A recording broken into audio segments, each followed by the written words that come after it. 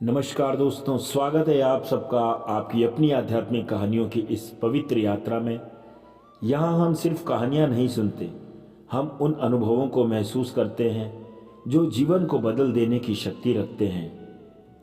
हर कहानी एक सीख, हर घटना एक संकेत और हर पात्र हमारे भीतर छुपे सत्य का आईना है। तो चलिए आज की कथा शुरू करते हैं।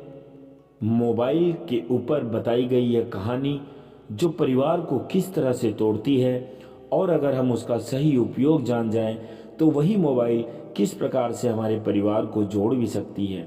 मोबाइल को इतना बड़ा ना कर दें कि वह आपके परिवार से, आपके अपनों से बड़ा हो जाए, क्योंकि जिस दिन ऐसा हो जाता है उस दिन समझो हम अपने परिवार को, अपनों को, अपने रिश्तों को बहुत जल्दी खो देते हैं। तो आइए दोस्तों, आज की कहानी का टॉपिक है गजब का रिश्ता।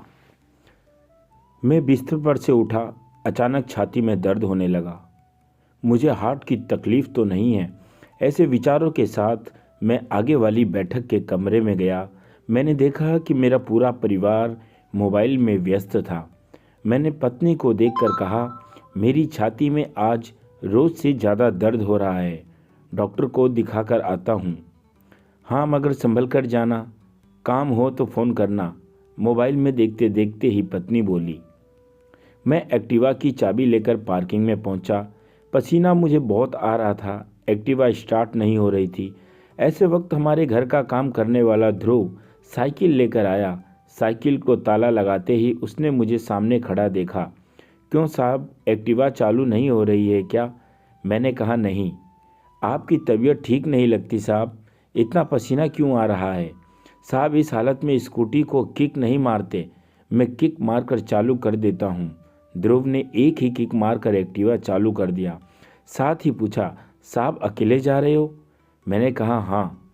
उसने कहा, ऐसी हालत में अकेले नहीं जाते, चलिए मेरे पीछे बैठ जाइए। मैंने कहा, तुम्हें एक्टिवा चलानी आती है? साहब, गाड़ी का भी लाइसेंस है, चिंता छोड़कर बैठ जाओ।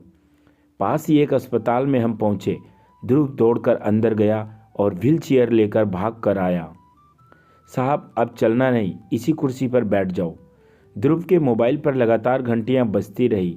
मैं समझ गया था कि फ्लैट में सबके फ़ोन आते होंगे कि अब तक क्यों नहीं आया। ध्रुव ने आखिर थक कर किसी को कह दिया कि आज नहीं आ सकता। ध्रुव डॉक्टर के जैसे ही व्यवहार कर रहा था। उसे बगैर बताए ही मालूम हो गया था कि साहब को हार्ट की तकलीफ़ है। लिफ्ट में से व्हील चेयर आईसीयू की तरफ लेकर गया। डॉक्टरों की टीम तो तैयार ही थी। मेरी तकलीफ़ सुनकर सब टेस्ट शीघ्र ही किए। डॉक्टर ने कहा, आप समय पर पहुंच गए हो, इसमें भी आपने व्हील चेयर का उपयोग किया, वह आपके लिए बहुत फ़ायदेमंद रहा। अब किसी की राह देखना आपके लिए बहुत ही हानिकारक है, इसलिए बिना देर किए हमें हार्ट का ऑपरेशन करके आपके ब्लॉकेज जल्द ही दूर करने होंगे। इस फॉर्म पर आपके स्वजन के हस्ताक्षर की ज़रूरत है। डॉक्टर ने ध्रुव की ओर देखा। मैंने कहा, बेटे दस्तखत करने आते हैं? उसने कहा, साहब इतनी बड़ी जिम्मेदारी मुझ पर न डालो। बेटे, तुम्हारी कोई जिम्मेदारी नहीं है, तुम्हारे साथ भले ही लहू का संबंध नहीं है, फिर भी बगैर कहे तुमने अपनी जिम्मेदारी पूरी की। वह जिम्मेदारी हकीकत में मेरे परिवार की थी। एक और जिम्मेदारी पूरी कर दो बेटा। मैं नीचे सही करके लिख दूंगा कि मुझे कुछ भी होगा तो जिम्मेदारी मेरी है। ध्रुव ने सिर्फ मेरे कहने पर ही हस्ताक्षर किए हैं, बस। अब और हाँ, घर फ़ोन लगाकर खबर कर दो।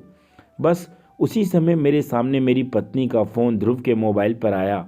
वह शांति से फ़ोन सुनने लगा। थोड़ी देर के बाद ध्रुव बोला, मैडम, आपको पगार काटने का हो तो काटना, निकालने का हो तो निकाल देना, मगर अभी अस्पताल में ऑपरेशन शुरू होने के पहले पहुंच जाओ। हाँ मैडम, मैं साहब को अस्पताल लेकर आया हूँ, डॉक्टर ने ऑपरेशन की तैयारी कर ली है और राह देखने की कोई ज़रूरत नहीं है। मैंने कहा, बेटा घर से फ़ोन था। हाँ साहब। मैंने अपनी पत्नी के बारे में सोचा, तुम किसकी पगार काटने की बात कर रही हो और किसको निकालने की बात कर रही हो? आंखों में आंसू के साथ ध्रुव के कंधे पर हाथ रखकर मैं बोला, बेटा चिंता नहीं करते, मैं एक संस्था में सेवाएं देता हूँ, वे बुजुर्ग लोगों को सहारा देते हैं। वहाँ तुम जैसे ही व्यक्तियों की बहुत ज़्यादा ज़रूरत है। तुम्हारा काम बर्तन कपड़े धोने का नहीं, तुम्हारा काम तो समाज सेवा का है। बेटा पगार मिलेगा, इसलिए चिंता बिल्कुल मत करना। ऑपरेशन के बाद मैं होश में आया। मेरे सामने मेरा पूरा परिवार नतमस्तक खड़ा था। मैं आंखों में आंसू लिए बोला, ध्रुव कहाँ है? पत्नी बोली, वो अभी ही छुट्टी लेकर गांव चला गया। कह रहा था कि उसके पिताजी हार्ट अटैक से गुजर गए हैं, 15 दिन के बाद फिर आएगा। अब मुझे समझ में आया कि उसको मेरे अंदर उसका बाप दिख रहा होगा। हे प्रभु, मुझे बचाकर आपने उसके बाप को उठा लिया। पूरा परिवार हाथ जोड़कर मूक नतमस्तक माफ़ी मांग रहा था। एक मोबाइल की लत एक व्यक्ति को अपने दिल से कितना दूर लेकर जाती है, वह परिवार देख रहा था। यही नहीं, मोबाइल आज घर घर का कलह का कारण भी बन गया है। बहू छोटी छोटी बातें तत्काल अपनी माँ बाप को बताती हैं और माँ की सलाह पर ससुराल पक्ष के लोगों से व्यवहार करती हैं, जिसके परिणाम स्वरूप वह 20-20 साल में भी ससुराल पक्ष के लोगों से अपनत्व नहीं जोड़ पाती, उनको अपना नहीं बना पाती। डॉक्टर ने आकर कहा, सबसे पहले यह बताइए कि ध्रुव भाई आपके क्या लगते हैं? मैंने कहा, डॉक्टर साहब, कुछ संबंधों के नाम या गहराई तक ना जाएं तो ही बेहतर होगा, उससे संबंध की गरिमा बनी रहेगी। बस मैं इतना ही कहूँगा कि वो आपात स्थिति में मेरे लिए एक फरिश्ता बनकर आया था। पिंटू बोला, हमको माफ़ कर दो पापा, जो फ़र्ज हमारा था वह ध्रुव ने पूरा किया। यह हमारे लिए शर्मनाक है। अब मैं ऐसी भूल भविष्य में कभी भी नहीं करूँगा पापा। बेटा, जवाबदारी और नसीहत लोगों को देने के लिए ही होती है। जब लेने की घड़ी आए तब लोग बगले झांकते हैं या ऊपर नीचे हो जाते हैं। अब रही मोबाइल की बात, बेटे, एक निर्जीव खिलौने ने जीवित खिलौने को गुलाम बनाकर रख दिया है। अब समय आ गया है कि उसका मर्यादित उपयोग हो। परिवार, समाज और राष्ट्र को उसके गंभीर परिणाम भुगतने पड़ेंगे और उसकी कीमत चुकाने के लिए तैयार रहना पड़ेगा।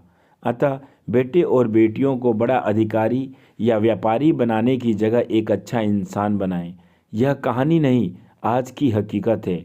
मुझसे रहा नहीं गया, मैंने आप लोगों तक अपने दिल की अपने दर्द को पहुंचाया है। इसे समझे, विचार करें।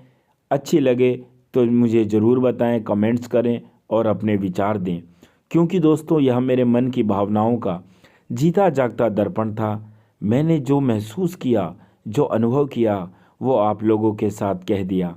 क्या आप लोग मेरी बात से सहमत हैं? क्या हमें मोबाइल को अपने जीवन में कुछ मर्यादित सीमाओं तक ही रखना ज़रूरी नहीं है? आप मुझे अपनी राय ज़रूर देना। मिलते हैं अगली वीडियो में, तब तक के लिए आप सभी अपना ख्याल रखें, अपनों का ख्याल रखें, अपने माता पिता का ध्यान रखें। जय हिंद, जय भारत, जय साईं राम, जय माता दी, जय श्री राम।